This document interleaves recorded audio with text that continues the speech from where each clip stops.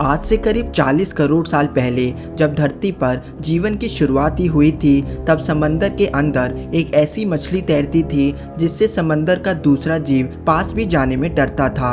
उस समय को धरती का डिवोनियन पीरियड कहा जाता था और डिवोनियन पीरियड के अंत में एक ऐसी मछली ने जन्म लिया जो उस समय के समंदर की सबसे विशाल मछली थी। इस मछली का नाम था डंकलियोस्टस।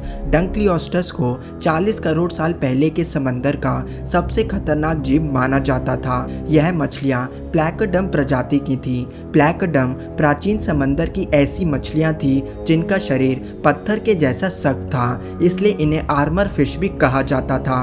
क्योंकि डंकलियोस्टस एक प्लैकोडम थी, इसलिए इनका शरीर भी काफ़ी सख्त था। लेकिन यह दानव बाकी मछलियों से इस तरह अलग थे कि इनका सिर स्टील के जैसा मजबूत था।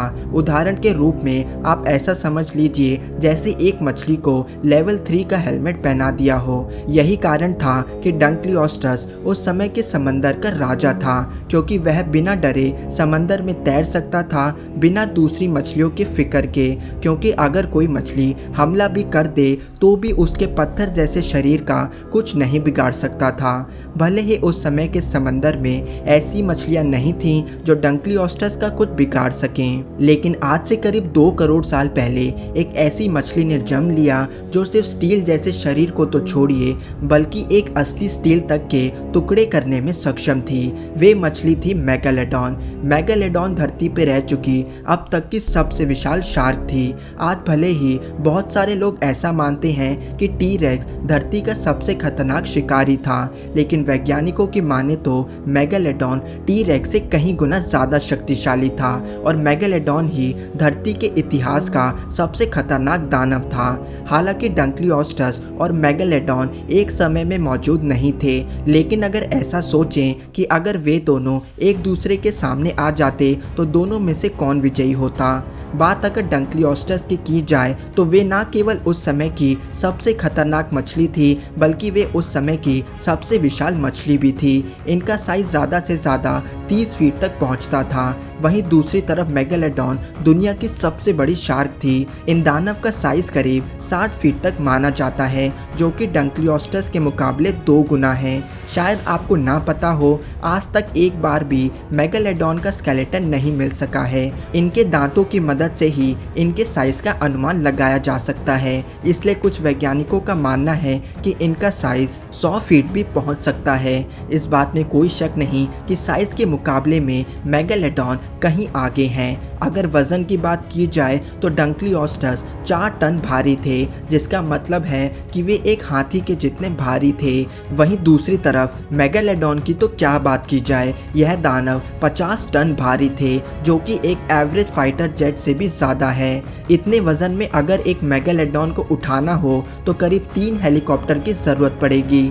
मेगालोडॉन डंकलियोस्टस के मुकाबले 10 गुना से ज़्यादा भारी थे। मेगालोडॉन का बाइट फोर्स न केवल पानी में रहने वाले जीवों में से सबसे ज़्यादा था, बल्कि धरती पर रहने वाले हर एक प्राणी से ज़्यादा शक्तिशाली था। इनका जबड़ा 6 फीट चौड़ा था, जिसमें तलवार के समान 250 दांत हुआ करते थे। इस मजबूत जबड़े की मदद से वे 40,000 पर स्क्वायर इंच का बाइट फोर्स प्रोड्यूस करने में सक्षम थे। कंपैरिजन के तौर पे आप देखिए, एक स्टील को तोड़ने के लिए 38,000 पर स्क्वायर इंच की ज़रूरत होती है।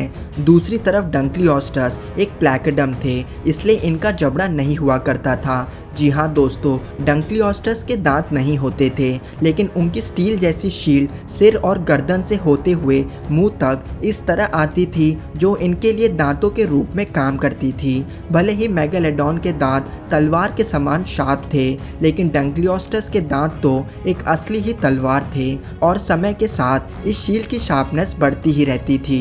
लेकिन इन मछलियों की सबसे खास चीज़ इनका जॉ मैकेनिज्म था। इनकी गर्दन की मसल्स इतनी ज़्यादा पावरफुल थी कि वे अपने मुंह को सिर्फ 0.2 सेकंड्स के अंदर खोलकर बंद कर लेते थे।